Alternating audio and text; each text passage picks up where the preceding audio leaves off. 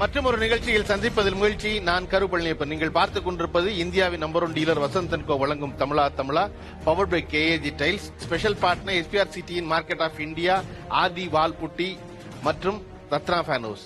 கோபரஸ்டட் by Annai dates மற்றும் Gokul sandal soap.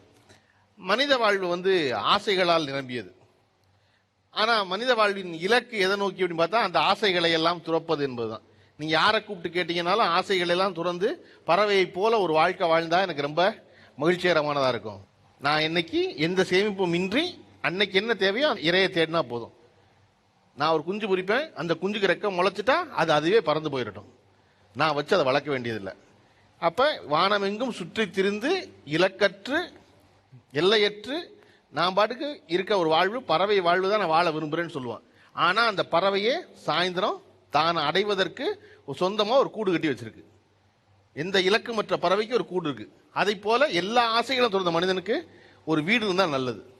எல்லா வேலையும் முடிச்சு சாயந்தரம் போனா ஒரு வீடு இருக்கணும். இன்னைக்கு நம்ம தமிழ்ல பேச நினைச்சது என்ன அப்படின்னா, சமீப காலமாக இந்த வீடு தொடர்பாக, தன் இல்லம் தொடர்பாக எழுந்திருக்கிற ஒரு புதிய ஒரு அலை என்ன அப்படின்னா, இது எல்லாமே வாஸ்துப்படிதான் இருக்கணும்னு சொல்ற ஒரு பெரிய அலை.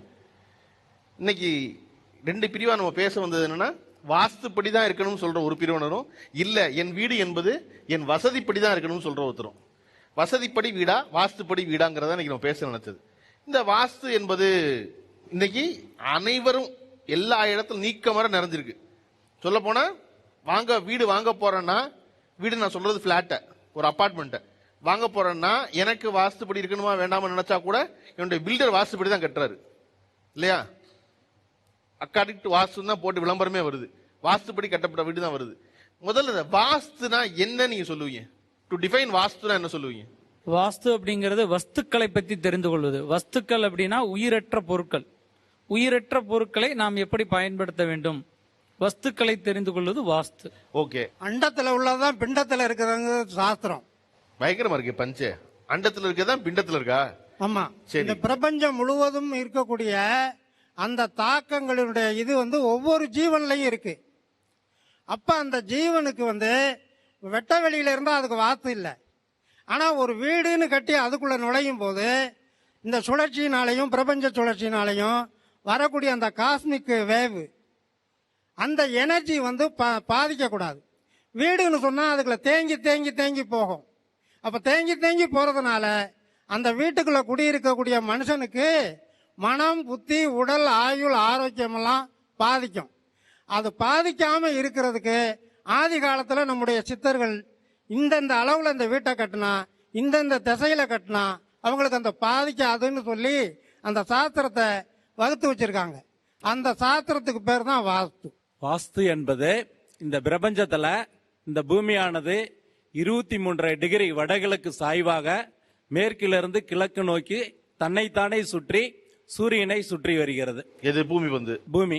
அப்ப அந்த வடகிழக்கு அழுத்தம் 23.5 டிகிரி அழுத்தம் ஏற்படுவதால் அந்த இடத்தில் ஒரு சுழற்சி ஏற்பட்டு அங்கிருந்து காந்த அலைகள் உருவாகி இந்த பிரபஞ்சம் முழுவதும் நிரம்பி இருக்கிறது. இது வாஸ்து இல்ல, இது சயின்ஸ் இல்ல. இந்த காந்த அலைகள் 5 வகையான காந்த அலைகளாக தோன்றுகிறது. அது நம் உடலிலும் இருக்கிறது. நாம் வசிக்கக்கூடிய வீட்டிலும் இந்த காந்த அலைகளை சமநிலையில் இருக்கும் வகையில் அமைத்து விட்டால் அந்த வீட்டில் இருப்பவர்களினுடைய மனநிலை, எண்ணம், செயல்பாடுகள் எல்லாம் சிறப்பாக இருக்கும். இந்த காந்த அலைகள்ல நேர்மறை காந்த அலைகள், எதிர்மறை காந்த அலைகள் இருக்கு. அது நாம் வசிக்கக்கூடிய வீட்டில் நேர்மறை காந்த அலைகள் வரும் பொழுது எண்ணம், சிந்தனை சிறப்பாக இருக்கும். எதிர்மறை காந்த அலைகள் வரும்போது நம்மளுடைய எண்ணம், சிந்தனையில குறைபாடு, உடல் நலத்தில் குறைபாடு ஏற்படும். ஓகே சார், வாஸ்துனா வாய் சார். வாஸ்துனா வாயா? ஆமா சார். தூய்மையான தமிழோட வாஸ்துனா வாய்த்தது.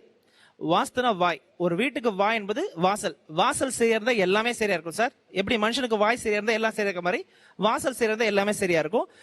எடை ஏற்றம், எடை இறக்கம். எந்த இடத்துல எடை ஏற்றணும், எந்த இடத்துல எடை இறக்கணும், அது கரெக்டா சரியான அளவுல ஒளியும் காத்தும் நீரும் வீட்டுக்குள்ள கொண்டு போய் மனுஷனை ஆரோக்கியமா, மனசு பேலன்ஸா வச்சுக்கதா சார் வாஸ்து.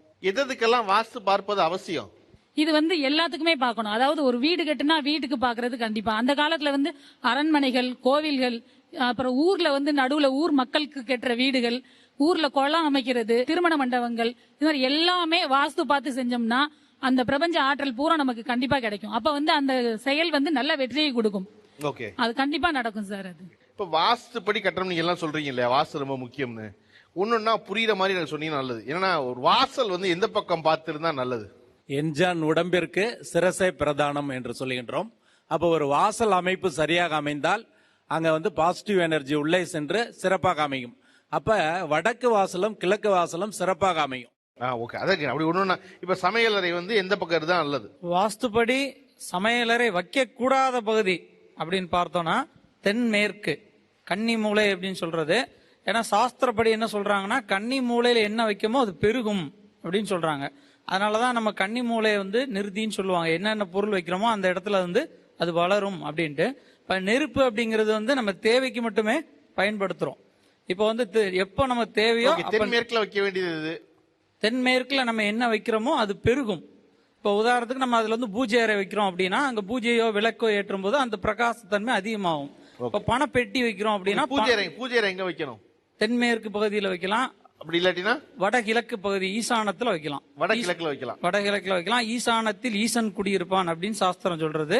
அதனால வடகிழக்கு பகுதியில் வைக்கலாம். பணப்பெட்டி எங்க வைக்கலாம்? பணப்பெட்டியை வந்து சேமிப்பு தரக்கூடிய பகுதி வந்து மனையில வந்து தென்மேற்கு. அப்ப தென்மேற்கு ரூம் அறையில வந்து நம்ம பணப்பெட்டியை வச்சா நமக்கு பணம் வந்து சேமிப்பு வந்து தங்கும்.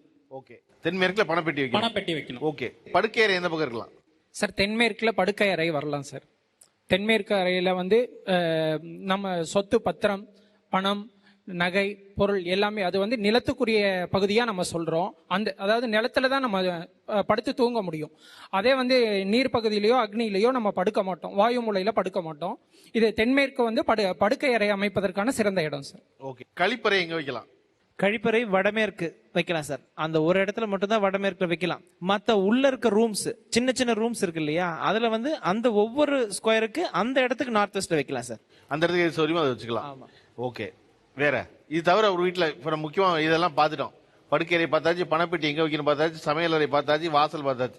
இது தவிர்த்து வீட்டுக்குள்ள இது வந்து இந்த இடத்துல தான் நல்லது அப்படின்னா எதை சொல்லுவீங்க? குடிநீருக்கு தேவையான ஒரு போர்வெல்ல நம்ம வடகிழக்கு ஈசானியத்துல நம்ம போட்டோம், ஒரு சம்பு போட்டோம் அப்படின்னா அங்க இருந்து அந்த வீட்டுக்கு பாசிட்டிவ் எனர்ஜி கிடைக்கும். போர்வெல் வடகிழக்கில் போட்டால் நமக்கு நல்ல பாசிட்டிவ் எனர்ஜி கிடைக்கும். வடகிழக்கு மூலையில தான் போர்வெல் போடணும்னு சொல்றீங்க, அங்கதான் நீர் ஆதாரம்ங்கிறீங்க. அதனால போர்வெல் இருக்கிற கரெக்ட். சரி, கரெக்டா எனக்கு தெரியல. ஓகே, நான் நம்பிடுறேன். சரி, ஆனா சம்புங்கிறது என்னது? பெரிய சைஸ் தொட்டி. பெரிய சைஸ் தொட்டி. அந்த தொட்டிக்குள்ள யார் தண்ணி ஊத்தணும்? நான் தான் ஊத்தணும். நான் ஊத்துறத எந்த மூலையில கட்டினா அதையே கொண்டே வடகிழக்குல கட்டணும்?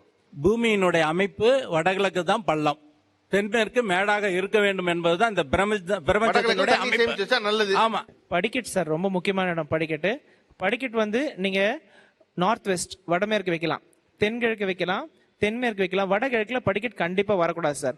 இந்த வைக்கிற படிக்கட் வந்து வீட்டுக்குள்ள வைக்கணும்னு சொன்னாக்கா தெற்கு நடுப்பகுதியில் வைக்கலாம், மேற்கு நடுப்பகுதியில் வைக்கலாம். வீட்டுக்கு வெளியில வைக்கிற எல்லா படிக்கட்டுமே கண்டிப்பா மழையில நனைகிற மாதிரி தான் இருக்கணும். அது மேல ஹெட்ரூம் போட்டு மூடக்கூடாது சார். இந்த படிக்கட்டை வந்து ஒரு கட்டடத்துல வந்து தென்மேற்குல போட்டுட்டோம் அப்படின்னா அந்த கட்டடத்துல வந்து 2 பெண் குழந்தைகள் மட்டும் இருக்கு அப்படின்னா அந்த கட்டடத்து உரிமையாளருக்கு வந்து நல்ல பலன் தரும். மீறி எங்க ஆண் வாரிசு வந்துருச்சுன்னா அவருக்கு வந்து எல்லா வகையிலும் தடைகளை ஏற்படுத்தும். அதே இந்த படிக்கட்டு வந்து ஒரு கட்டடத்துல வடகிழக்கு ஈசானிய பகுதியில அமைஞ்சிருச்சு அப்படின்னா அந்த வீட்டுல உள்ளவங்களுக்கு ஆக்சிடென்ட் இது மாதிரி ஏற்படுத்து அந்த வீட்டுல வந்து ஒரு மாற்றுத்திறனாளிகள் வந்து உருவாக்கும். உச்சம் ஊனம் ஏதோ ஒரு ஆக்சிடென்ட் ஆகி பிளேட் வைக்கிற நிலைமை இது மாதிரிலாம் கொண்டுட்டு வரும். அப்ப முடிந்த அளவுக்கு படிக்கட்டை வந்து தென்கிழக்கிலையும் வடமேற்கு பகுதியிலையும் படிக்கட்டு அமைக்கிறது ரொம்ப சிறப்பா இருக்கும் சார். ஓகே, எதனால உங்களுக்கு அந்த வாஸ்து வேண்டாம்னு நினைக்கிறீங்க நீங்க? அவங்க வந்து தண்ணி தொட்டி இருக்கணும்னு சொன்னாங்க இல்லையா, அது என்ன திசைன்னு இன்னொரு தடவை சொல்லுங்க. நான் சொல்லவா? கரெக்டா கிளாஸ் கவனிச்சிருக்கேன் நானு. வடகிழக்கு ஈசானியம் 2 ஒண்ணுங்களா? ஆமா, வடகிழக்கு ஈசானியமும் 2மே ஒண்ணு. இப்ப வந்து அங்க வந்து போர்வெல் போடணும்னு சொன்னாங்க. அதே ஒரு வாஸ்து நிபுணர் எங்க வீட்டுல கிணறு இருக்க கூடாதுன்னு சொன்னாங்க. இருக்க கூடாதுனாரா? வீட்டுக்கு முன்னாடி கிணறு இருக்க கூடாது அப்படின்னு சொன்னாங்க. சரி, இன்னும் கிணறு வந்து நாங்க வந்து அது வந்து ரோட்லயே கிணறு இருக்கு, குழந்தைங்க எல்லாம் ஓடிட்டு இருக்காங்க, வேணாம் அப்படின்னு சொல்லிட்டு நாங்க ஒரு 6 அடிக்கு செவுரு போட்டிருந்தோம். உங்க வீட்டு வாசப்படியை விட கிணறு வந்து உயரமா இருக்க கூடாது, அதனால கிணத்தை வந்து உயரத்தை குறைக்கணும்னு சொன்னாங்க. சரின்னு கிணத்தை உயரத்தை குறைச்ச உடனே குழந்தைங்க கிணத்துடைய சிவத்தை உயரத்தை குறைச்சதும் குழந்தைங்க உள்ள விழுந்துருவாங்க.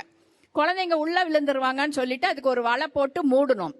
கிணத்த மூடக்கூடாது அப்படிங்கிறாங்க. அப்ப நாங்க என்ன சார் செய்யறது? கிணறு இருக்கணும்னு இவங்க சொல்ற இடத்துலதான் எங்க வீட்டுல கிணறு இருக்கு. அதுக்கு உங்களுக்கு ஆதாரமும் எங்கிட்ட இருக்கு. அது வடகிழக்கில் கிணறு வந்து தென்மேற்கும் வடகிழக்கும் இணையக்கூடிய நேர்கோட்டில் விட்டுட்டு கொஞ்சம் தள்ளி இருக்கணும். அந்த மாதிரி இருந்து நீங்க மூடிக்கலாம். ஓபனுக்கு நம்ம மோட்டரை இறக்கிறதுக்கும் பைப்பு வெளியே கொண்டுட்டு வரதுக்கும் தென்மேற்கு வடகிழக்கு இணையம் கோட்டில் இருக்கக்கூடாதா? நேர்கோட்டில் போர்வெல்லோ கிணறோ இருக்கக்கூடாதுங்க. தென்மேற்கு மூலையும் வடகிழக்கு மூலையும் இணையக்கூடிய நேர்கோட்டில் இருக்கக்கூடாது. நிறைய பேர் வடகிழக்கில் போர்வெல் இருக்கலாம் கிணறு இருக்கலாம்னு சொன்ன உடனே எல்லாரும் அந்த நேர்கோட்டில் போய் போட்டுட்டு தப்பா போட்டுட்டு தடுமாறுறாங்க. அப்ப அத புரிந்து கொஞ்சம் தள்ளி போடணுமா? தள்ளி வரணும். அந்த நேர்கோட்டில் அந்த போர்வெல்லோ கிணறோ அமையாமல் தள்ளி இருந்தனா நல்ல பலனை கொடுக்கும். தள்ளி போட்டா அது பக்கத்து பிளாட் சார், அவங்க அனுமதிச்சா போட்டுக்கலாங்க சார். நீங்க பக்கத்து பிளாட்டுக்கு போக கூடாது. நம்ம இடத்துல தான் நம்ம வந்து பயன்படுத்திக்கணுமே தவிர சதுரத்துக்குள்ள. ஆமா, ஏன்னா நம்மளுடைய மனையானது இந்த பூமியினுடைய டிகிரி 360 டிகிரி. அப்ப இந்த 360 டிகிரிய நாம் வசிக்கக்கூடிய வீட்டுல கொண்டுட்டு வரணும். அப்ப 4 திசைகள் 4 மூலைகள் இருந்தால்தான் 360 டிகிரி வரும். அந்த அமைப்பில் நீள் சதுர அமைப்பில் நாம் வீட்டை அமைத்துக் கொள்ள வேண்டும். தென்மேற்கில் பெட்ரூமும், தென்கிழக்கில் சமையல் அறையும், வட மேற்கில் டாய்லெட்டும், வட கிழக்கில் வரவேற்பு அறையும் இருந்தால் சிறப்பாக அமையும். இப்ப கிணறு மூடும்போது அந்த கிணறை எடுத்து தண்ணீர் எடுத்து நம்ம பயன்படுத்திருப்போம். அந்த நன்றி உணர்ச்சி நமக்கு இருக்கும். ஸோ அதனால அந்த கிணற்றுக்கு நன்றி சொல்லி நம்ம மூடுறோம். முதல்ல கணபதி சிலை, அதாவது அது மண்ணில் செய்யறதா இருக்கலாம் அல்லது மரத்தால் செஞ்சதா இருக்கலாம். மேபி ஒரு கணபதி சிலை இறக்கிட்டு சிலை இறக்கும் போது அந்த வீட்டினுடைய தலைமகன் அந்த வீட்டில் இருக்கக்கூடாது. மற்றவங்க இருக்கலாம், தலைமகன் மட்டும் மூத்த தலைமகன் மட்டும் அங்கே இருக்கக்கூடாது. வெளியில் அனுப்பிச்சதுக்கு பிறகு கணபதி சிலை இறக்கிட்டு பால், தயிர், பன்னீர், மஞ்சள் இதெல்லாம் ஊற்றி நன்றி சொல்லி 9 சட்டி மணல் இறக்கி மூடினதுக்கு அப்புறம் தான் கிணறு மூடணும் சார். இதுதான் சாஸ்திரம். இதான் சாஸ்திரம். அப்படி இல்லைன்னா அது சம்பந்தமான தோஷங்கள் கணபதியை உள்ள வச்சு மூட சொல்றாங்க. ஆமாங்க, இருக்கிற பாவம் எல்லாம் எங்களுக்கு பத்தல. இல்ல கிணறு மூடும்போது அப்படிதான் செய்யணுங்க. அப்படிதான் சாஸ்திரம் சொல்லி இருக்கு. ஐயா அவர்கள் பேசும்போது ரொம்ப அறிவியலோட பஞ்சபூதங்களை பத்தி எல்லாம் சொல்லி பூமி வந்து 23 டிகிரி வடகிழக்க சாஞ்சிருக்கு அப்படின்னு எல்லாம் சொன்னாரு. ஆனா அதெல்லாம் சொல்லிட்டு வீட்டில் தண்ணீர் தொட்டி வடகிழக்கு திசையில தான் இருக்கணும் அப்படின்னு சொன்னாரு. ஆனா உலகத்தோட அமைப்பே அப்படி இல்லை. 3/4 பங்கு தண்ணீராக தான் இந்த உலகம் அமைஞ்சிருக்கு. அப்போ அது எந்த வாஸ்துல நீங்க பாப்பீங்க? 3/4 வந்து தண்ணீர்ல தான் மூடி இருக்குன்னு. ஜப்பான் நாட்டை நீங்க எடுத்துக்கினீங்கன்னா கிழக்கே பசிபிக் கடலும், வடக்கு பார்த்தீங்கன்னா சிறிது தூரம் நீரும், தெற்கு அக்னி, அதாவது பாத்தீங்கன்னா தென்கிழக்குல பாத்தீங்கன்னா அக்னிக்கு பதில் நீரும் அடங்கியிருக்கு. ஆனா அந்த நாடு பாத்தீங்கன்னா தொழில்துறையில வளர்ச்சி அடைஞ்சிருக்கு. காரணம் என்னன்னா, அதை விட பெரிய விஷயம்னா சூரியன் உதயம் அங்கே முதல்ல வந்து விழிக்கிறவங்க அவங்க தான். அப்ப ஆயுள் பலமும் கூட்டுது. இவங்க சொல்றாங்க இல்லையா, 3 பக்கமும் தண்ணி இருக்குது. அப்ப அந்த நாட்டினுடைய சிறப்பும் நல்லா இருக்கு. தாஜ்மஹாலை பார்த்தீங்கன்னா சதுர வடிவில் தான் இருக்கு. நாற்புறமும் சம அளவில் இருக்கும். தென்மேற்கு பார்த்தீங்கன்னா உயர்ந்தும் வடக்கு பகுதி தாழ்ந்தும். அதை விட ஒரு சிறப்பு என்னன்னா, வடக்கே யமுனா நதியும் கிழக்கு பக்கம் ஓடக்கூடியதா இருக்கு. உலகத்தில் தலை சிறந்த 7வது அதிசயமா திகழ்ந்துட்டு இருக்கு. ஆனா கல்லறையாவில் இருக்கு. அதாவது கல்லறையா இருந்தாலும் வாஸ்து உண்டு. சுடுகாடானாலும் வாஸ்து. அங்க வந்து அந்த கல்லறைக்கும் சிறப்பு இருக்கு. 7வது அதிசயத்துல வாஸ்து ரீதியான ஒரு சிறப்பும் உண்டு. என்ன? தாஜ்மஹால் பாத்தீங்கன்னா உலக அதிசயங்களை உண்டு. அது வந்து பாத்தீங்கன்னா வாஸ்து ரீதியான கட்டடத்துக்கு ஒரு விதியா அமைஞ்சிருக்கு இல்லைங்களா? வேற என்ன சார்? இல்ல, ஒரே ஒரு செய்தி. அவர் சொல்றாரு உடனே நான் உலகத்தோட அமைப்பே வந்து புவியோட அமைப்பே 3/4 பங்கு நீரால் தான் சூழ்ந்திருக்கு அப்படின்னு சொன்ன உடனே அவர் ஜப்பானை சொன்னாரு. அப்போ 4 பக்கமும் சூழ்ந்து தண்ணீர் சூழ்ந்த ஒரு ஜப்பான் வளமிக்க நாடாகவும் நீண்ட ஆயுள் உடையதாகவும் இருந்தா, இலங்கையும் அப்படித்தானே? அப்போ இலங்கை ஏன் வந்து அந்த வளம் இல்லாம இருக்கு?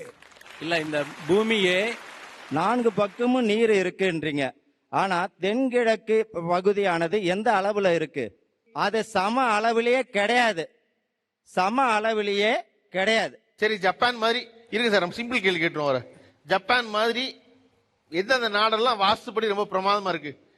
அது நான் அதை தான் பார்த்தேன், அதனுடைய அளவை தான் பார்த்தேன். ஜப்பான் தான் பாத்தீங்க? அதனுடைய அளவை தான் நம்ம வந்து எது மோசமா இருக்கோ அவனுக்கு போய் வாஸ்து கரெக்ஷன் சொல்லி அந்த நாடை பிரமாதமாக்குறதா, அதை விட்டு பிரமாதமா இருக்க நாடு வாஸ்துப்படி சொல்றதா? அதாவது எந்த இடம் வாஸ்து ரீதியாக சரியா அமைச்சிருக்கு அது வந்து மகிழ்ச்சி ஆனந்த செல்வத்தோட இருக்கு. ஓகே. எது வந்து வாஸ்து குறைபாடு உள்ள வீடா இருக்கட்டும் நாடா இருக்கட்டும் அது வந்து மன வருத்தத்தை உருவாக்கும். எனக்கு வாஸ்து முக்கியம் இல்ல, வசதி தான் முக்கியம்னு எதனால சொல்றீங்க? எங்க வீடு வந்து பழைய வீடு வந்து 8 அடி, அகலம் 8 அடி, நீளம் வந்து 150 அடி. அந்த வீட்டுல எங்க மாமியார் வந்து 7 குழந்தைங்களை பெத்து 21 பேரம்பேத்தி எடுத்தாங்க. எங்களுக்கு வந்து எங்க வீட்டுல எல்லாருக்குமே ஆக்சிடென்ட் ஆயிடுச்சு.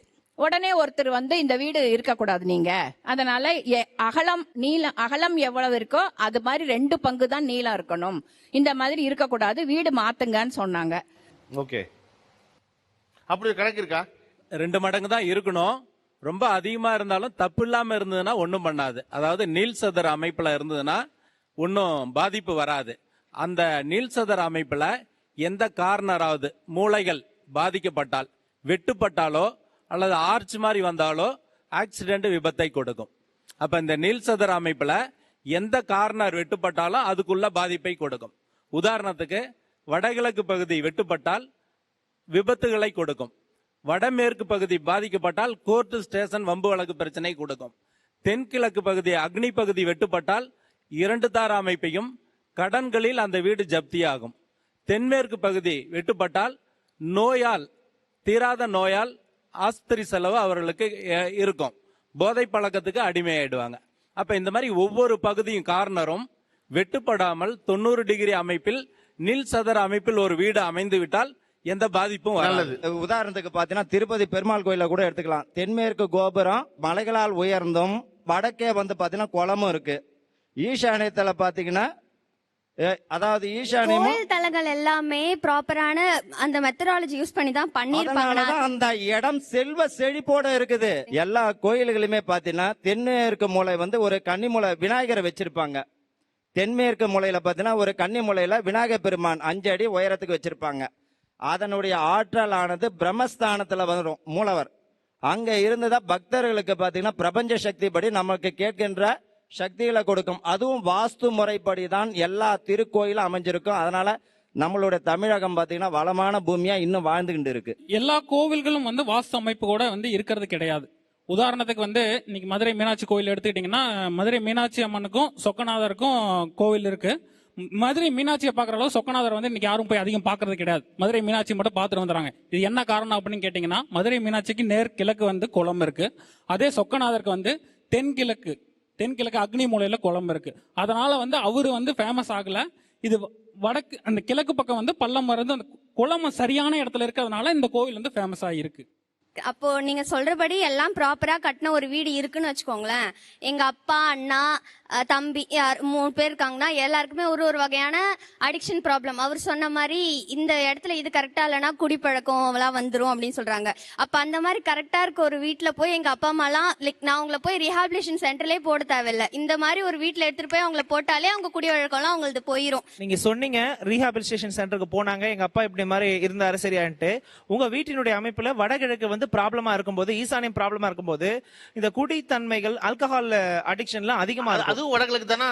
எல்லா தண்ணி பிரச்சனையும் வடகிழக்கு தானா? எனக்கு ஒரு டவுட். எதை எடுத்தாலும் வீடு வீடுன்னு சொல்றீங்க. நீங்க என்ன சொல்ல வரீங்க? சொல்றேன், ஒரு நிமிஷம் இருமா. உங்க வீட்ல நீங்க சொன்னீங்க இந்த மாதிரி குடிப்பழக்கருக்கு ரீஹாபிலேஷன் சென்டர் போனாங்கன்னு சொல்லிட்டு, அந்த வடகிழக்கு பாதிக்கப்பட்டதால தான் ஒரு மனிதனுடைய மூளையை அது வந்து பாதிக்குது. அது பிரெயினுக்கான ஏரியா. ஒவ்வொரு வீட்டுல ஒவ்வொரு ஏரியாவும் ஒரு ஆர்கன் கூட கனெக்டடா இருக்கு. அது பிரெயினுக்கான ஏரியா. அது வந்து ஒழுங்கா இல்லாம அது அடிக்ஷன் டுவர்ட்ஸ் ஆல்கஹாலுக்கு மாறிடுது. அதை வந்து நீங்க கொண்டு போய் ரீஹாபிலேஷன் சென்டர் போய் போட்டு கியூர் பண்ணி எடுத்துட்டு வந்தீங்க. ஒன்ஸ் இப்ப உங்க வீட்டை நீங்க வந்து நார்த் ஈஸ்ட்ல சரி பண்ணி இருந்தீங்கன்னா, இல்லாட்டி நார்த் ஈஸ்ட் சரியான ஒரு வீட்டுக்கு போனீங்கன்னா டெஃபினட்டா 100% சொல்றேன், உங்க அப்பா உங்க அம்மா உங்களுக்கு பிறக்கப்பட்ட குழந்தை கூட கண்டிப்பா குடிப்பழக்கத்துக்கு அடிமை ஆகாது. 100% உண்மை. பெரிய விஷயம் கிடையாதுங்க வாஸ்து. வடக்கும் கிழக்கும் இடம் கொஞ்சம் ஒரு 4 அடி நாள் வேணும். தெற்கும் மேற்கும் குறைஞ்ச இடம், வடக்கும் கிழக்கும் ஜன்னல், இதை மட்டும் வைங்க, என்ன நடக்குதுன்னு பாருங்க. அது மட்டும் பாருங்க, பெரிய விஷயமே கிடையாதுங்க. ஓகே, மேல வாஸ்து எதுக்கு வந்தது அப்படின்னு சொன்னா, அந்த காலத்துல வழிகாட்டுதல்கள் இல்ல. நம்ம கட்டடக்கலை எப்படி இருக்கணுன்றதுக்கு வழிகாட்டுதல் இல்லாததுனால அதை ஒரு சாஸ்திரமா வச்சாங்க. அதுவும் பெரும்பாலும் அது கோயில்களுக்காக வைக்கப்பட்டது. இப்போ வீட்டுக்கு அப்ளை பண்றதே தப்பு முதல்ல. ரெண்டாவது அவர் சொன்னார் சவுத் ஈஸ்ட் அங்கதான் வந்து அக்னி மூலையில எதுக்குங்க? அப்போ வந்து வெளியில வச்சு சமைச்சோம், காத்து அடிக்கிற பக்கம் நம்ம ஊதி அந்த அடுப்பை எரிச்சோம். இப்ப விறகுலைய பண்ணிக்கிட்டு அப்ப உள்ள சாஸ்திரங்கள் அப்ப சரி, அது இப்ப ஒத்தே வராது. தயவு செய்து கேட்டுக்கோங்க. சூரியன் எங்க இருக்கு? கிழக்கு தான் இருக்கு. அப்ப கிழக்கு பகுதியில தென்கிழக்கு பகுதியில கட்டாயம் வந்து சமையலறையை அமைக்கணும். சூரியன் கிழக்குல தான் இருக்கு. அது வெப்பம் உள்ள வராம நம்ம ஏசி போட்டுக்கிறோம்ல. கட்டாயம் வெப்பம் உள்ள போடுறோமா இல்லையா? சூரியன் வந்துட்டு தான் இருக்கு. ஆனா சூரியன் கிட்ட இருந்து நம்மள காப்பாத்திக்கிற அறிவு நமக்கு வந்துருச்சுல்ல இப்போ. இல்ல சூரியன் வந்தாலுமே சூரியன் இருந்தாலுமே ஏசி அந்த இடத்துல நீங்க போட்டு பாருங்க, அந்த வீட்டுல வந்து ஆண் வாரிசு கட்டாயம் இருக்காதுங்க. எங்க இருந்தா சூரியனை மறைச்சு பண்றோம் இல்லையா? சொன்னாங்க மேடம், சொன்னாங்க இல்லைங்களா, சூரியன் வந்து ஒளிய வந்து மறைச்சு ஏசி போடுறோம்னு சொல்றாங்க இல்லையா? சூரியன் வர்ற இடத்துல நீங்க ஏசி போட்டு பாருங்க, அந்த வீட்டுல ஆண்களோ அல்லது ஆண் வாரிசுகளோ மேக்சிமம் இருக்க மாட்டாங்க.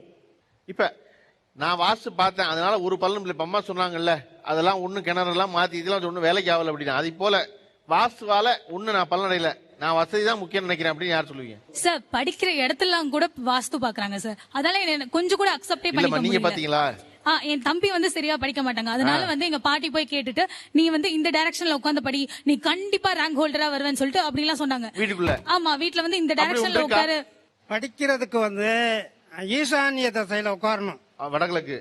ஆமா, வடகிழக்குல.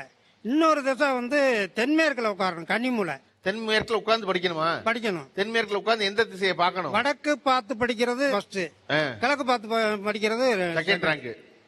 அந்த ரெண்டு திசையில வச்சு படிக்கணும். வடகிழக்கு பகுதி ஈசானியம் வக்ரம் அடைந்தால் ஒரு ஆர்ச்சி மாதிரி இருக்கக்கூடிய வீட்டுல நீங்க எந்த பக்கம் உட்காந்து படிச்சாலும் படிப்பு ஏறாது, அந்த பையனுடைய படிப்பு தடைபடும்.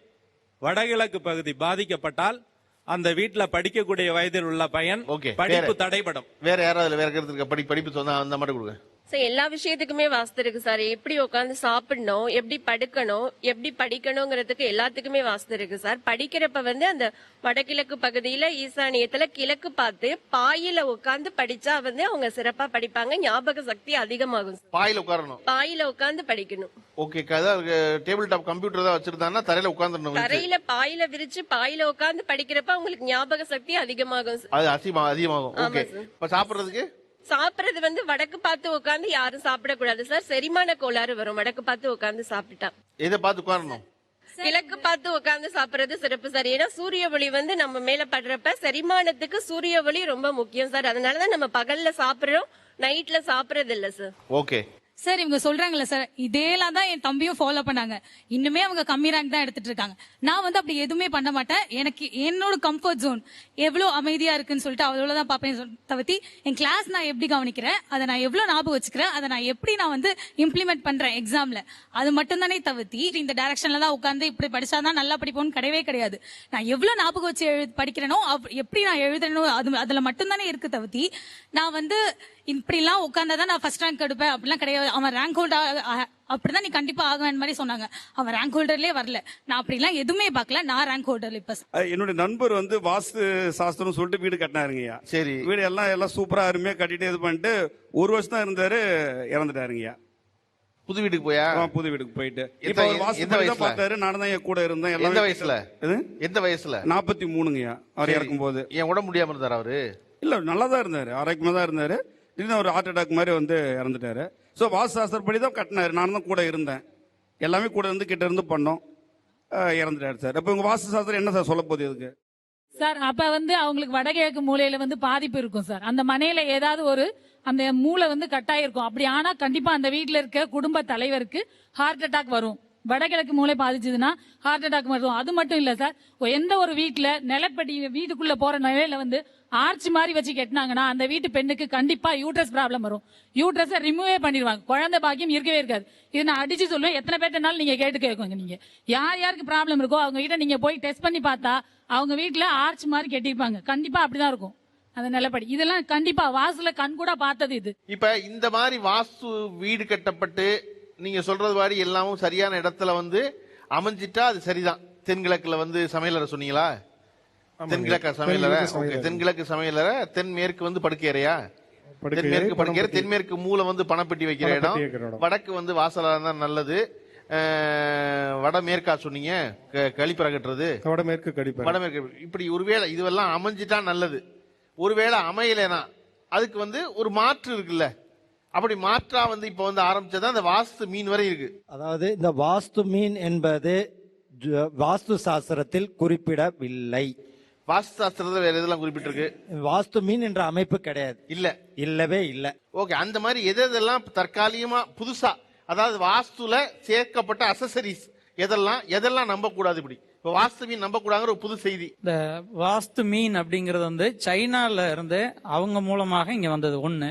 அப்புறம் அந்த குபேர பொம்மை அப்படின்னு சொல்லிட்டு சிரிக்கும் புத்தர் அப்படின்னு சொல்லுவாங்க. அது வந்து நம்ம தமிழர்களோட இதுல கிடையாது. அது சைனால இருந்து இங்க கொண்டு வரப்பட்டது. இப்ப நம்ம என்ன பண்றோம்னா அந்த வாஸ்துக்காக வேண்டி அதை வைக்கிறோம் அப்படின்னு மக்கள் வந்து பழக்கத்துல இருக்கு. ஆனா நம்ம சாஸ்திர முறைகள் அது கிடையாது. அந்த சிரிக்கும் புத்தர் எதுக்காக வைக்கிறது? எதுக்காக வைக்க சொல்றாங்க?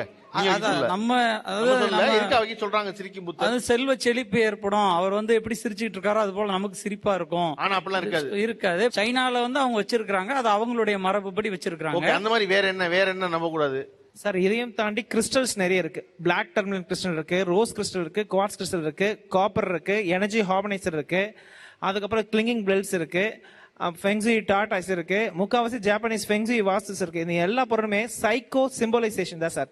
அது இருந்தா நல்லா இருக்கும், அது வாங்கி வச்சுக்கோ. மனதளவுல உன்னை ஜஸ்ட் ஆஃப் பண்றதுக்கு வெளியில இருந்து வந்த கருத்து தான் தவிர்த்து இது எதுவும் நல்ல பலன்கள் கொடுப்பதில்லை. அப்படியே கொடுத்தாலும் ஒரு 2 months தான், அதுக்கு மேல கிடையாது. அவர் அதை பார்த்து சந்தோஷப்பட்டுக்குவார். இது வந்துடுச்சு, நம்ம நல்லா ஆயிட்டோம் அப்படின்ற ஒரு எண்ணம் தான் கிடைக்கும். தவிர்த்து முழுமையான வாஸ்து இந்த பொருட்களால் கிடையாது. பில்டிங் இடிச்சு கட்டுறது தான் அதுக்கு பரிகாரம், அதுக்கு மாற்று கிடையாது. ஆமா சார். இப்படி பில்டிங்கை இடிச்சு கட்டினேன், ஆனா எனக்கு வாழ்க்கையில எந்த மாற்றம் ஏற்படல, மேலும் துன்பம் தான் ஏற்பட்டுச்சு. எங்க வீட்டுல வாசல் வந்து மேற்கு திசையை பார்த்துதான் இருக்கு. நாங்க அதே மாதிரியே இன்னொருத்தவங்கள்ட்ட போய் கேட்கறோம், இல்ல உங்களுக்கு மேற்கு திசையில இருக்கிறது உங்க குடும்பத்துல ஏதாவது பண பிரச்சனை வரும், அதனால நீங்க தெற்கு திசைக்கு மாத்துங்க அப்படின்னாங்க. இப்ப நீங்க எல்லாம் உங்களுக்கு பரவாயில்ல, ஒரு மனை இருந்துச்சு, வீடு இருந்துச்சு, இந்த பக்கம் சவர உடைச்சு அந்த பக்கம் வச்சுக்கேன். அப்பார்ட்மெண்ட் வாழ்றவன் இந்த பக்கம் இருக்கிறத உடைச்சு அந்த பக்கம் வச்சா அடுத்த வீட்டுக்கு போயிடுவானே. நீங்க அப்பார்ட்மெண்ட் விலைக்கு வாங்கினாலும் சரி, வாடகை வீட்டில் குடியிருந்தாலும் சரி, சொந்த வீட்டில் குடியிருந்தாலும் சரி, கண்டிப்பா தெளிவா சொல்லிடுறேன், கிழக்கு பக்கம் இடம் இல்லாம உங்க வீடு இருந்துச்சுன்னா அது மாதிரி வீடுகளை தவிர்க்கிறது நல்லது. வாடகை வீட்டுக்கும் கம்பல்சரி வாஸ்து பார்க்கணும். ஏன்னா ஒரு வாகனம் வந்து இப்ப நம்ம ஒரு குடும்பத்தோட சுற்றுலா போறோம், ஒரு வண்டி வாடகைக்கு எடுக்கிறோம் அப்படின்னா, வாடகைக்கு தானே வண்டி எடுக்கிறோம், 4 டயர் இருந்தா என்ன இல்லைன்னா என்னன்னா போக முடியாது. அப்ப அந்த வாடகை எடுக்கிற வண்டியும் சரியான வண்டியா எடுத்துட்டு போகணும். இந்த மாதிரி நல்லா விளக்கமா பேசி உங்ககிட்ட வந்து வாழ்க்கையில சுபிட்ச பண்ணது யாரு? எனக்கு ஒரு கிளைண்ட் இருக்காங்க சார். அவங்களுக்கு வந்து குழந்தை பாக்கியம் கிடையாது. அவங்க இடம் வந்து ஃபால்ட்டு. 5 வருஷமா டெஸ்ட் பேபிக்கு ட்ரை பண்றாங்க, அது வந்து சக்சஸ் ஆகல. அவங்க வந்து என்னை கன்சல்ட் பண்ணாங்க, நான் போய் இடத்த பார்த்தேன். ஸோ அவங்க இடத்துல தெற்கு பள்ளமாயி வடக்கு வந்து உயர்ந்திருந்துச்சு. அவங்களோட வீடும் வந்து அவங்க விவசாய நிலத்துல தோட்டத்துல வீடு கட்டியிருக்காங்க. அவங்க வீடும் வந்து வடகிழக்குல உட்காந்துருச்சு. ஸோ அப்ப அவங்களுக்கு வந்து நான் சில ஆல்ட்ரேஷன் கொடுத்தேன். ஃபர்ஸ்ட் வந்து என்ன சொன்னேன், அவங்க வாசல் வந்து நீச்ச வாசல் இருந்துச்சு, அந்த வாசலை உச்ச வாசலா மாத்தினேன். அந்த இடம் அவுட்டர் தாக்கம் இருந்ததுனால அந்த சொத்து வந்து ஆண் பேர்ல இருந்துச்சு, அதை வந்து பெண்கள் பேர்ல மாத்துங்க அப்படின்னு. அடுத்து அந்த வீட்டுக்கு வந்து காம்பவுண்ட் போட சொன்னேன். எந்த பக்கமும் வீட்டோட தாய் சத்துல இணையாம காம்பவுண்ட் போட சொன்னேன். போட்டுட்டு அவங்கள அதுக்கப்புறம் நீங்க இந்த ஆல்ட்ரேஷன் பண்ணிட்டு நீங்க போய் ட்ரை பண்ணுங்க, உங்களுக்கு சக்சஸ் ஆகும் அப்படின்னு. அடுத்து அவங்க ட்ரை பண்ணாங்க, அவங்களுக்கு சக்சஸ் ஆயிடுச்சு. ஸோ இது மாதிரி நிறைய உதாரணம் இருக்கு. இப்ப எத்தனை பிள்ளை இருக்கு அவங்களுக்கு? 2 குழந்தை இருக்கு. அந்த அதுவும் வந்து நான் என்ன சொன்னேன், நீங்க டெஸ்ட் பேபி ட்ரை பண்ணாலும் 2ம் பெண் வாரிசு தான் வரும். ஏன்னா அந்த இடத்தோட அமைப்புக்கு வந்து பெண் வாரிசு தான் வரணும் அப்படிங்கறது கணக்கு சொன்னேன். இப்ப அவங்களுக்கு வந்து அந்த இது வச்சதுல ட்வின்ஸ் வந்து 2 பெண் குழந்தைங்க இருக்காங்க. வேற யாரு என்ன கரெக்ஷன் சொல்லிருக்கீங்க? உங்ககிட்ட வந்தவங்களுக்கு என்ன மாற்றம் நடந்திருக்கு சார்? ஒரு வீட்டுல தென்மேற்குல வந்து போர் போட்டிருந்தாங்க. அந்த தென்மேற்கு போர் வந்து க்ளோஸ் பண்ண சொன்னேன் சார். அவங்களுக்கு அதிகமா சேமிக்கிற பணம் எல்லாமே கரைஞ்சு வெளில போயிட்டு இருந்துச்சு, அதிகமா நிறைய எக்ஸ்பென்சஸ் இருந்துச்சு. நீங்க தென்மேற்கு போர் க்ளோஸ் பண்ணுங்க, உங்களுக்கு சேவிங்ஸ் அதிகமாக சொன்னேன். செஞ்சில தான் சொன்னேன், எங்களுடைய பக்கத்துல தான் சொன்னேன். போர் க்ளோஸ் பண்ணாங்க. Now well west.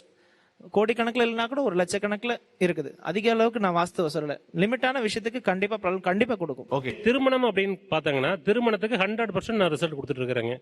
பையனை அப்படின்னு சொன்னாவே வடக்கு பகுதியில ஜன்னல் இருந்துன்னா அந்த பையனுக்கு காலகாலத்தில் கரெக்டான நேரத்தில் கல்யாணம் முடிஞ்சிருங்க.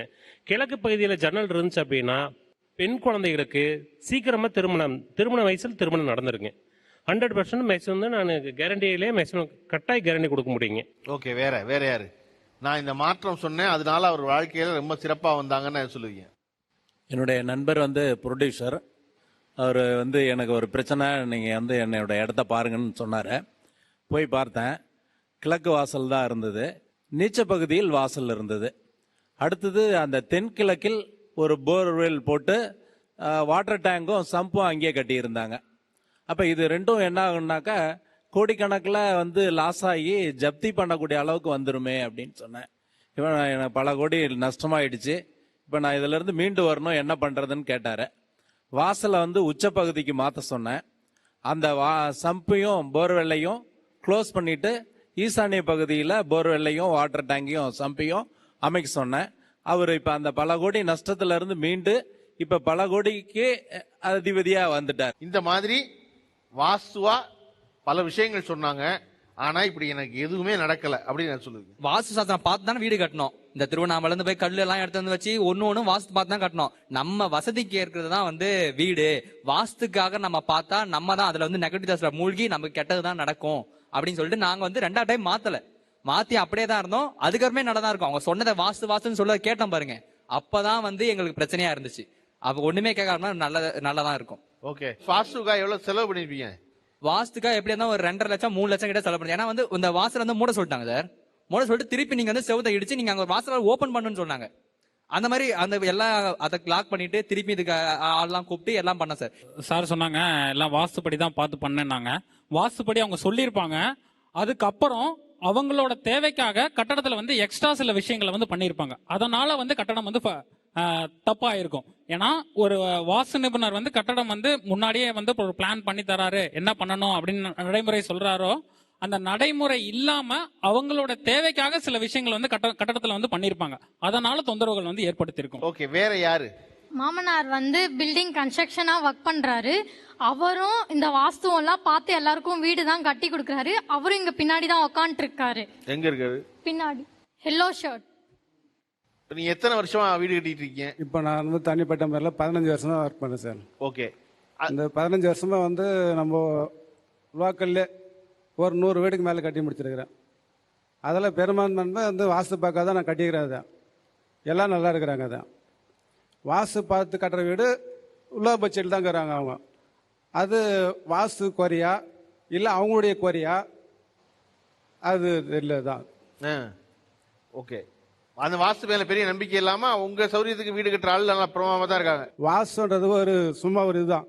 ஓகே, வாஸ்து வச்சு கரெக்டாக நம்ம எல்லாத்தையும் செயல்பட முடியாது. ஓகே, கீழே கீழே கீழே கீழே மேற்குல இருந்து கிழக்க போகிற ரோட்டில் லெஃப்ட் சைடில் இருக்கிற வீடு பூரா தெற்கு பார்த்த வீடு, இந்த பக்கம் இருக்கிறது பூரா வடக்கு பார்த்த வீடு. எங்கள் வீடு ஒரு வீடுக்கு 2 வீடு, ரெண்டுமே தெற்கு பார்த்த வீடு தான். நான் நல்லா தான் இருக்கேன். அவங்க சொன்னாங்க வடகிழக்கில் செப்டிக் டேங்க் இருக்கக்கூடாது. என் வீட்டில் செப்டிக் டேங்க் வடகிழக்கில் தான் இருக்குது. பறித்து போட்ட உடனே போகிறீங்க வர்றீங்க பூரா என்ன இங்கே போய் செப்டிக் டேங்க் பறிச்சிருக்கீங்க. அப்போ நான் மேஸ்திரிகிட்ட கேட்டேன், நீங்கள் ஒன்றும் இதெல்லாம் இங்கே கட்டலாம், மேலே தண்ணி டேங்க் கட்டிட்டோம், தண்ணி டேங்க் கட்டிட்டு அதுக்கு பூரா அடிபட்டு போயிடுது அப்படின்னா. இப்போ நான் ஒரு 35 வருஷமா அந்த வீட்டில் தான் இருக்கேன், நல்லா தான் இருக்கேன். சார் உங்களுக்கு மூத்தது பெண் குழந்தைங்களா? மூத்தது பெண் குழந்தைங்களா? 2 பசங்க. 2 பசங்களும் கவர்மெண்ட் வேலையில் இருக்காங்க. 2மே பசங்க தான்? ஆமா, 2 பசங்க. சார் ஒண்ணு அந்த சொத்துக்கு ஒண்ணு பெண் வழி சொத்தா இருக்கணும், இல்ல அந்த சொத்து பெண்கள் பேர்ல இருக்கணும், இல்ல உங்களுக்கு பெண் குழந்தையா இருக்கணும். நான் சம்பாரிச்சு வாங்கின சொத்து நான் கவர்மெண்ட் ஊழியர்ங்கனால என் பொண்டாட்டி பேர்ல எழுதி வச்சேன். பெண் சொத்து சார் முடிஞ்சு போச்சு சார், அவ்வளவுதான் சார். பெண் சொத்து அதுதான் நான் சொல்ல வரேன். இல்ல அதுதான் விஷயம். ஒண்ணு அந்த சொத்துக்கு பாத்தியப்பட்டது மூத்தது பெண் வாரிசு வரணும், இல்ல அந்த சொத்து பெண்கள் பேர்ல இருக்கணும். இருந்தா அது அவருக்கு பலன் தரும். அது மாறி வந்துச்சு அப்படின்னா அது அவர் பேர்ல இருந்தா அந்த சொத்து அவருக்கு பலன் தராது. அது மட்டும் இல்ல சார், கடகால் போட்டதுனால இருந்து செவ்வாய்க்கிழமை தான், அப்ப நான் கவர்மெண்ட் ஊழியர் கண்டக்டரா இருந்தேன். செவ்வாய்க்கிழமை தான் எனக்கு வீக்லி ஆஃப். செவ்வாய்க்கிழமை தான் கடகால் போட்டேன், செவ்வாய்க்கிழமை தான் நிலகால் வச்சேன், செவ்வாய்க்கிழமை தான் காசு போட்டேன், எல்லாமே செவ்வாய்க்கிழமை தான் வச்சேன். பேசிக்கலி செவ்வாய்ன்றது செவ்வாய், சிவந்த நிலம், அது நிலம் சம்பந்தப்பட்ட நாள். அது இதெல்லாம் மூட நம்பிக்கை அவங்கள வளர்த்துக்கிறாங்க. நிலம் செவ்வாய்க்கிழமை போடக்கூடாது நாங்க யாரும் வாசல இது வரைக்கும் சொல்லதே இல்ல. செவ்வாய்க்கிழமை போட்டா நல்லாவே இருப்பாங்க. லேண்ட் சம்பந்தமான பிளானட். மார்ஸுக்குரிய பவர் நம்ம செவ்வாய்ன்னு சொல்றோம். அந்த நிலம் வந்து நல்லா இருக்கும். செவ்வாய்க்கிழமை நல்லது பண்ணலாம் சார். யார் சார் சொன்னாங்க நல்லது பண்ணக்கூடாது? செவ்வாய்க்கு பில்டிங், செவ்வாய்க்கிழமை அவர் இன்னும் 2-3 பில்டிங் கூட வாங்குவார். பின்னால் இது நடக்கும். என்ன கேட்க விரும்புறேன்னா, இப்ப இவர்கள் எல்லாம் ஒரு செட் மொத்தமா எல்லாம் பேசி முடிச்சாங்க. இதில் எதுவெல்லாம் ரொம்ப அபத்தமா இருக்கு சார்? வாஸ்துவை பத்தி அவங்க அந்த புக்கை அவங்க மென்ஷன் பண்ணவே தவறு. அந்த மாதிரி வேத காலத்துல அது அவங்க சொன்ன ஒரு விளக்கங்களே நான் படிச்சிருக்கேன். அதை நான் வந்து சான்ஸ்கிரிட்ல இருந்த வெர்ஷனா இங்கிலீஷ்ல மொழிபெயர்த்த ஒரு ஆங்கிலேயரோட புத்தகத்தோடய அதை நான் படிச்சிருக்கேன். வாஸ்துக்கே திரும்ப அவங்க வந்து ஒரு வஸ்துல வந்துங்கிறாங்க. வஸ்துங்கிற சமஸ்கிருதத்துல வேற, வாஸ்துங்கிறது வேற. அதுக்கு வாயின்னு ஒரு வார்த்தை சொல்ற, வாயிலிருந்து அதுவும் கிடையாது. வாஸ்துங்கிறது வசிப்பிடம், அவ்வளவுதான் சமஸ்கிருதத்துல. அதுக்கான சாஸ்திரம்ங்கிறது கோட்பாடு. பேசிக்கா அவன் எப்படி கட்டுமானம் அப்படின்னு சொல்றதுலாம் நாட்டுக்கு பார்க்கணுன்றாங்க, ஜப்பானுங்கிறாங்க. அதான் ஆக்சுவலா வாஸ்துங்கிறது வசிப்பிடத்துக்கு மட்டும்தான், கோயிலுக்கும் கிடையாது, நாட்டுக்கும் கிடையாது. இந்த மாதிரி நாட்டுக்கெல்லாம் வாஸ்துங்கிறது செல்லாது அவங்க சொன்னபடி. அதுல இந்த மாதிரி நிறைய தப்பா இருக்கு. பாசிட்டிவ் அண்ட் நெகட்டிவ் எனர்ஜி, நீங்க எந்த ஒரு சூடோ சயின்ஸ் எடுத்துக்கிட்டாலும், ஒரு போலி அறிவியல் எடுத்துக்கிட்டாலும், அவங்க அதிகமா பயன்படுத்துற வார்த்தை positive energy, negative energy, vibration. நம்ம இது வரைக்கும் 10வது 12வது வரைக்கும் படிச்சோமே, நம்ம சிலபஸ்ல எங்கேயாவது positive energy, negative energy, vibration, good vibration, bad vibration நம்ம படிச்சிருக்குமா? இந்த அறிவியல் அவங்க பேசுவாங்க. இதெல்லாம் எங்க படிச்சாங்க? இந்த மாதிரி வைப்ரேஷன் சம்பந்தமான அறிவியலும் அந்த அவங்களுடைய சாஸ்திரத்துல இல்ல. வேற எங்க படிச்சாங்க? எங்க இருக்குது? அதுக்கான மெஷர்மெண்ட் என்ன? எது பாசிட்டிவ் வைப்ரேஷன், எது நெகட்டிவ் வைப்ரேஷன் எப்படி கண்டுபிடிக்கிறீங்க? அறிவியல்ல அப்படி ஒரு வார்த்தையே கிடையாது.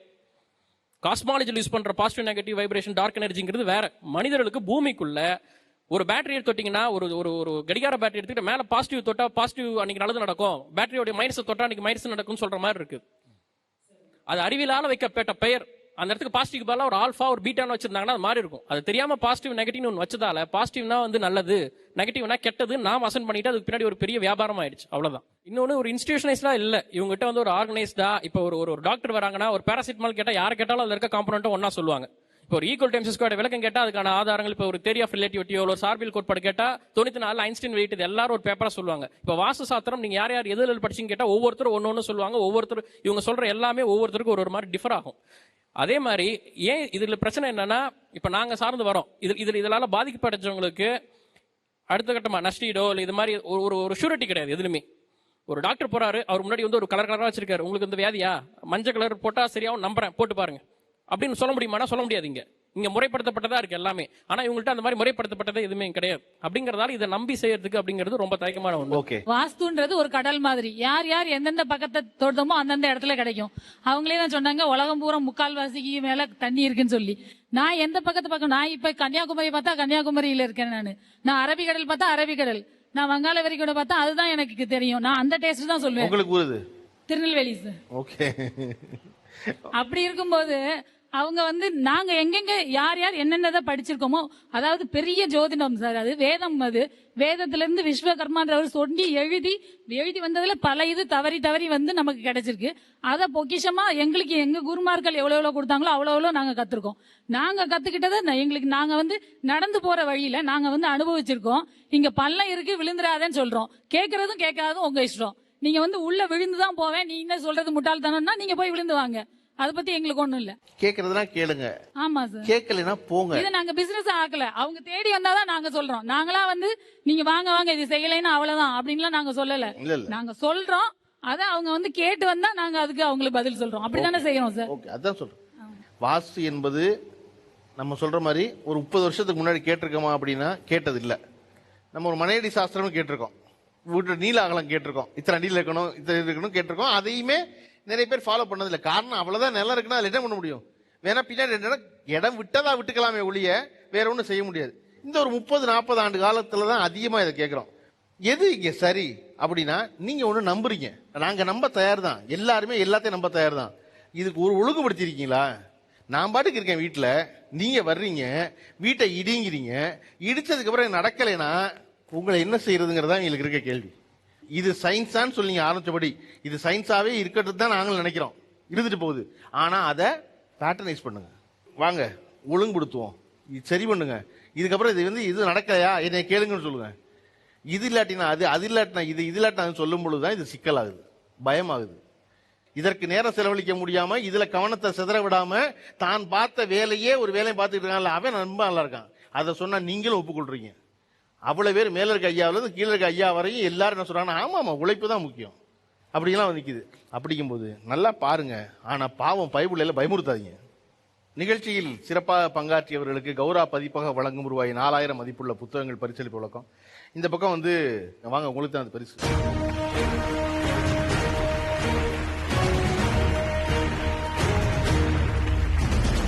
கௌரா பதிப்பகம் வழங்கும் ரூபாய் 4000 மதிப்புள்ள புத்தகத்தை வசதிப்படி தான் வீடு கட்டணும்னு சொல்ற இந்த பக்கம் வந்து பரிசா பெறுவோர். வீடு கட்டுவதே தொழிலாக கொண்டு 40 ஆண்டு காலம் ஒரே வீட்டில் இருக்கோம், எந்த பிரச்சனையும் இல்லை, கடைசியில் உழைப்பது தான் முக்கியம்னு சொல்றீங்க. வாங்க நீங்க.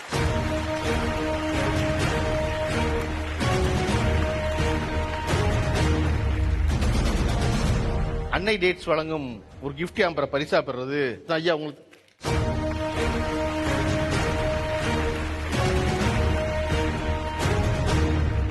அன்னை டேட்ஸ் வழங்கும் ஒரு கிஃப்ட் ஆம்பரை பரிசா பெறுறது உங்களுக்கு.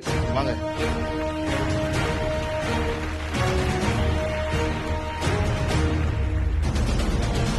கேஏஜி டைல்ஸ் வழங்கும் ரூபாய் 5000 மதிப்புள்ள கிஃப்ட் வவுச்சர் யாருக்காங்கன்னா, வாஸ்து நிபுணர்கள் சொன்னதை கேட்டு தன் வீட்டை மீண்டும் மீண்டும் மாத்தி மாத்தி கட்ட எப்பொழுதும் தயாராக இருந்த அக்காவுக்கு.